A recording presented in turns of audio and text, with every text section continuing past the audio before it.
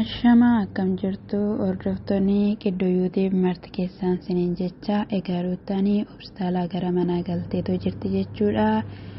Inni kunis immoo saapiraayizii addaa qopheessanii fiitoo jechuudha. Hiriyoonni Abrahaamii garuullee qopheessanii Abrahaamidha. Egaa Abrahaam immoo achi keessatti hin argamne, sababni isaayyuu Ruutaa abbaa shifaanaa waan wal argan miti waan ta'eef haadha ishee faana malee jechuudha. Gaa'ii yeroo isaatti immoo akka wal arganii abdii qabna jechuudha. Gaa'ii wanti haaraan wanti babbareedaa ta'e hin dhufa jennee ni hamanna jechuudha. Achitti kan argamanii iyyuu Abeelii, Kaaleeb, Buchee fa'ii, iyyuu Eelii baay'ee isaanii hiriyoonni Abrahaam achitti argamanii haala kanadhaanii gammachiisaniitoo jiru jechuudha. Boo'ichi sun watwaannaan sun hundinuu darbeetoo jira jechuudha. Dubbachuudhaa fi baay'ee nama gammachiisa jechuudha. Garuu keessatti maal akka ta'e fuulli ishee dhugaanuma gubatte jechuudha. Egaa akka fuula guutuudhaan furdattee kaatee deebitee dhuftu abdiidhuma qabnaa siniin jechuun jaaladha. Egaa ijoolleen tokko tokko yookiin immoo shamarran tokko tokko yeroo dahanii nyaatas kan fudhannis ni jiru. Isin immoo egaa dirqamatti ta'a siniin jechuun jaaladha. Baga gammaddanii warri gammachuu ishii warri kolfuu ishii yaaddanii warri jaalattan baay'een keessan waan jirtaniif jechuudha. Yaada isaanii ibsatanii gammachuu isaanii ibsataniitoo jiru. Isheenillee bakka ija koo deebisee ijaan arguu kootiidhaaf guddaa gammadeetu jira. Yeroo sanaaf kan ture haalonni ulfaatoo ta'aniyyuu amma garuu gammachuu guddaa keessa gammachuu daangaa hin qabne keessanii jira. Isa kana godheef immoo galannaa ta'uu jetteetoo jirti jechuudha. Akkasumallee haati ishii jechuudha. Dhugaa Ruutaan kun haadhuma ishiitti baate jechuudha. Akkatti isaanii ibsatan sana ajaa'iba jechuudha. Jalqaba irratti Girees faamilii jedhanii guddaa galatoomaa guddaa eebbifamaa hundumti keessaniyyuuti gammachuu guddaa gammannee jirra. Warri kadhachaa turtanii warri ishee faana kallattii garaagaraan taa'aa turtan hundumti keessaniyyuu jedhanii jiru. Haati Abrahaamis illee achi keessatti ni argamu. Innaa wanti gammachuu kana caaluun jiru dhugaa dubbachuudhaaf kuni harka namaatiin hin hojjetamu. Kennaa namaarraa dhufu miti. Kennaa waaqarraa dhufu waan ta'eef yeroo kanatti immoo nama gammachiisa. Macaafni illee dhalli dargaggummaattiidha waan ta'eef baay'ee nama gammachiisa. Fuulli ishee ifuu isaatti siniin jechuun jaaladha. Baga gammaddanii siniin jedha. Baga gammaddan irra deebi'uudhaanii akkasumallee sinillee kan yaaddanitti milkaa akkuma yeroo kaan siniin jedhu siniin jechuun jaaladha. Inni biraa immoo jechuudha faranjii jechuudha. Argitaniittu Ermeellaa faana akkatti isaan qabii wal qabanii jiranii wal daddarbatan jechuudha. Haa ta'uyyuu malee baay'een keessanii jaalatee laata kanaafidha xiiqii ishiin qabaa laata kan jettan ni jirtu. Ani garuu yaada akkasiin qabu jedhe jechuudha. Jalqaba irratti faranjoon daa'imadha. Ermeellaan immoo jaartidha jechuudha. Kanaafiyyuu waliin quunnamanii haa ta'u malee sababa kanarraatidhaan egaa kan ka'e biraankii Abrahaam irratti hojjechuu barbaanna.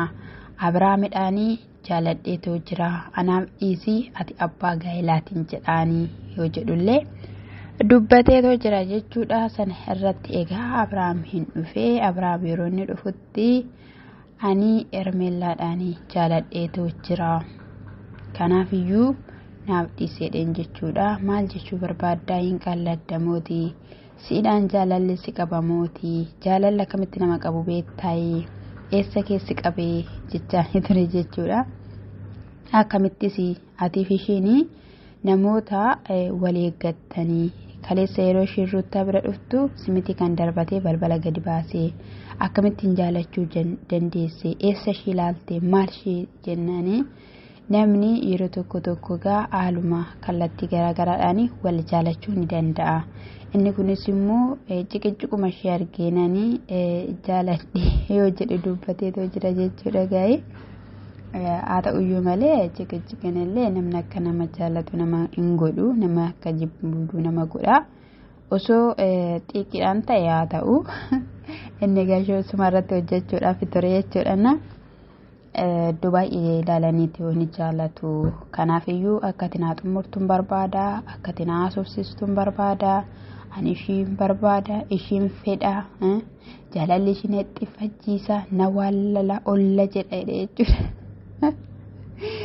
Inna achirratti jechuudha waan inni biraa hubadhe wayiitu jira jechuudha. Inna qalbii akka ta'es beekera jalqabumayyuu Abiraam jechuudha.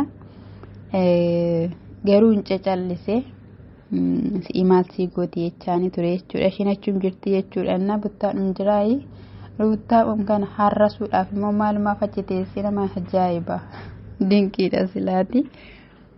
Sanaa booda baqqaayii qalladiini yoo barbaaddeettammoo ta'e si bilbilee yaada ishii haasofsiisuu nan danda'a. Garuu immoo ishiin iddoo biraatti yoo si argatteetti ta'ee si dhidhiitte si biraa deemteedhaan jechuudha. Abiraam si cafatte si dallatte si biraa deemte jedheen jechuudha. Maaliif dallatti dhukkubsatti moo mucittii nagaan qabdu? Haa ta'uyyuu malee dhaagaa inni qalladuu dhugaa miti deebiinii ani qalbii miti garuu iyyuu anan dhaga'uu dideera ittaasa'ii jedheeniitu jira jechuudha.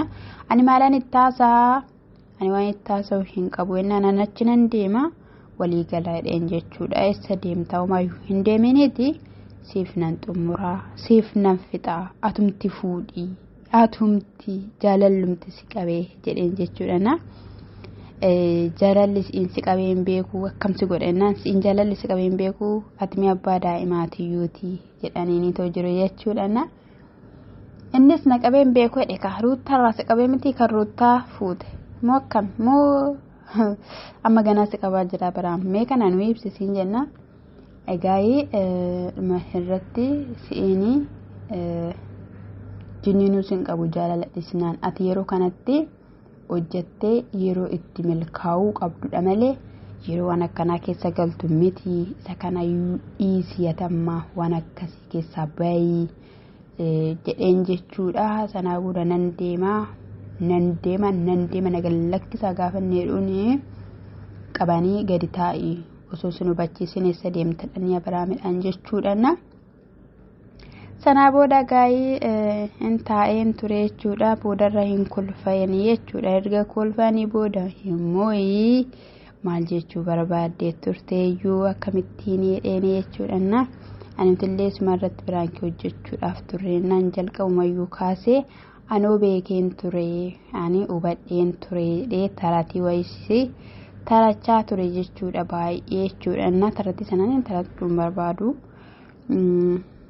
Haa ta'u malee gaayii nan deema nan ariifadha jedhee eessa deemta jennaani bakka ta'een deemaa boruu ruutiyyeedhaa fi saapiraayisiin qaba jedhee jechuudha. Viidiyoon isaan kaleessa gallakkisanii kan gaddaati jechuudha kan turedha. Waraabbatanii ol keeyyatanii baasawwee gallakkisu malee dafanii toomiti jechuudha. Isa kanadha waaqayyoo gaayii walitti sanaa deebisuu akkattidhaanii akka inafnee kadhataa keessaniin wajjiniin ta'a. Akka gaayiliroota hin diigamne deebi'ee akka ijaaramu baqa mucaashii abbaa mana shifana akka guddifattuu inaaf fitittii sanammoo goobattuu sana jechuudha. Diidduu gaayilaa sana jechuudha. Akka ishii dha'u humni ishii akka laafu siniin jechuun jaaladha. Dubaayii deemuuf fe'i jechaa jiru jechuudha. Lammataa haaressuuf ta'uu waan beekamu hin qabamu waan akkasii dubbachaa jiru jechuudha. Innaa konkolaataan ishiin ittiin Dubaayii dhuftu akka dhabamu akka guyyaa sanan argannee fi kadhadhaa fi siniin jechuun jaaladha. Namittiin kun kutattee kaateetti jechuudha. Baazawwee jechuudha. Warri jireenya namaa balleessuudhaa fi nagaa namaa booressuudhaaf ka'anii jechuudha. Wanti tokko itti mul'atu isaan jireenyi boruu itti mul'atu qajeelummaan itti mul'atu boruu jireenyi kun maal ta'a waan akkasii kana tasumayyuu isaan itti mul'atu jechuudha. Ermeellatti haasameera ati dubartii mitidhaayii si'in maaltu sitti dhagahama osoo si irra ga'e jedhee yeroo wayii jechuudha maarkeen itti haasaweetu ture jechuudha. Ani maalan godhee hiriyummaan itti siqee maalinan itti siqee jechuudha. Hiriyaa miti hiriyaan akkatti miti hiriyaa jechuun akka elektirikiitti walirraa achi fagaata achi siqeetu hiriyaa akkasiin yoo ta'e haasawaa jechuudha walitti siqu jechuudha. Ati meeyyuu jala lixxeetu bakka morma keenatti qabii inan suufaa jechaanii jirta Abrahaamidhaan jechuudha. Naasumatu sidididaa jira malee xiqqoo shiidhaa'e. Isa kanadhaannaa abbaaba chappee moo cabbeedhaan sana bira hin deemin adaraa keessiin jenna adara. Wanta ati gootu hundinuu siin milkaa'in Ermeellaa. Siin milkaa'in aminati yaaddee adeemtu tarkaanfattu siin milkaa'in bara kana keessa gaa'illi nama kallattiilee garaagaraadhaan diigamaa bu'aa dhalli bittimaa waan baay'eetu jira. Hin milkaa'inaa kufaa karaatti haasiniin jechuu jaalannaa.